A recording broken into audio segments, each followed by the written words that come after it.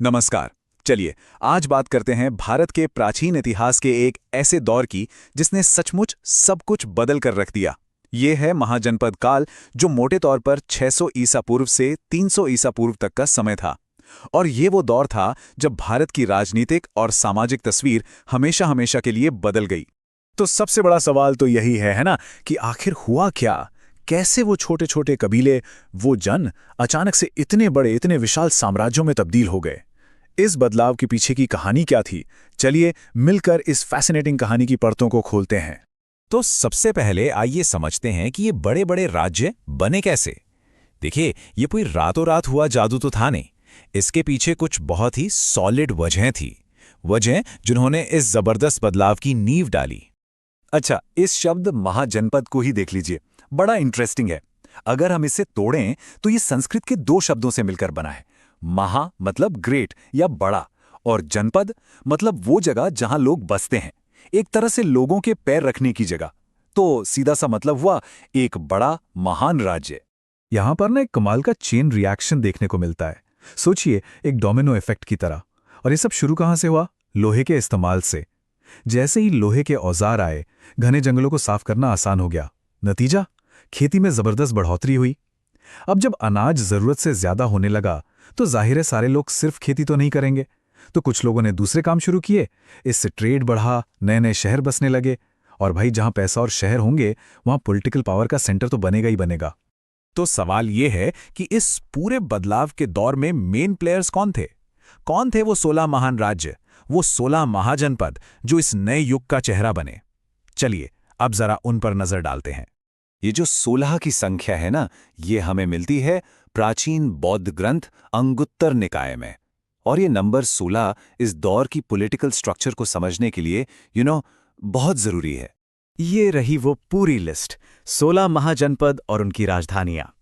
अब इनमें से कुछ तो सुपरस्टार्स थे, जैसे मगध अपनी मिलिट्री पावर के लिए मशहूर, काशी अपने कल्चर और ट्रेड के लिए, कोसल भी एक बड़ा नाम था, और गांधार अपनी स्ट्रेटेजिक लोकेशन की वजह से बहुत अहम था। अच्छा, एक और इंटरेस्टिंग बात, क्या इन सभी राज्यों में सरकार एक ही तरीके से चलती थी? मतलब क्या सबका सिस्टम सेम था? तो इसका जवाब है बिल्कुल नहीं। उस दौर के गवर्नेंस सिस्टम्स में भी काफी डाइवर्सिटी थी। बेसिकली दो तरह के सिस्टम थे। एक था राजतंत्र, मतलब मोनार्की। यहां राजा का बेटा राजा बनता था, सिंपल, जैसे मगध और काशी में। लेकिन दूसरी तरफ थे गणतंत्र, यानी रिपब्लिक्स, जैसे वज्जी और मल्ल।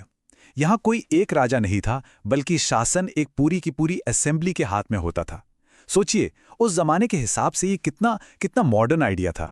अब इन 16 राज्यों के बीच जो पावर स्ट्रगल चल रहा था, उसमें एक सबसे आगे निकल गया, एक सुपर पावर बनकर उभरा, और वो था मगध। तो चलिए अब मगध की सक्सेस स्टोरी को जरा करीब से देखते हैं। जी हां, कोई शक नहीं कि मगध इन 16 महाजनपदों का अनडिस्प्यूटेड चैंपियन बना। और मजे की बात यह है कि इसी की बुनियाद पर आगे चलकर भारत का पहला महान साम्राज्य द मौर्यन एम्पायर खड़ा हुआ।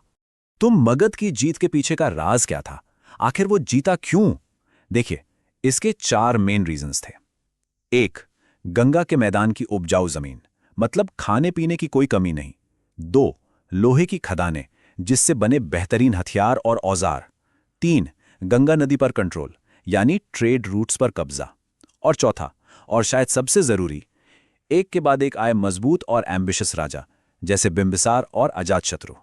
तो चलिए अब इस पूरी बातचीत को समेटते हैं और समझते हैं कि इस दौर की लेगेसी क्या है। इस महाजनपद काल ने हमारे सब कॉन्टिनेंट पर आखिर क्या असर छोड़ा, जो आज तक महसूस होता है।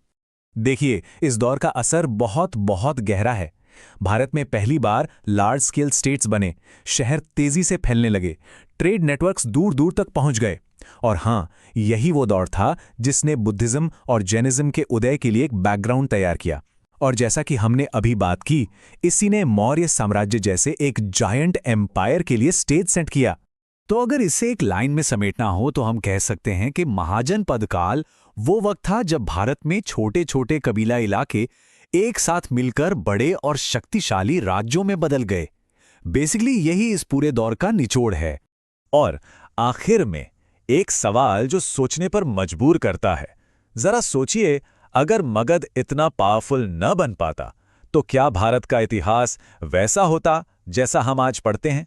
इसी सवाल के साथ आज की ये बातचीत यहीं खत्म करते हैं। जल्द ही फिर मिलेंगे।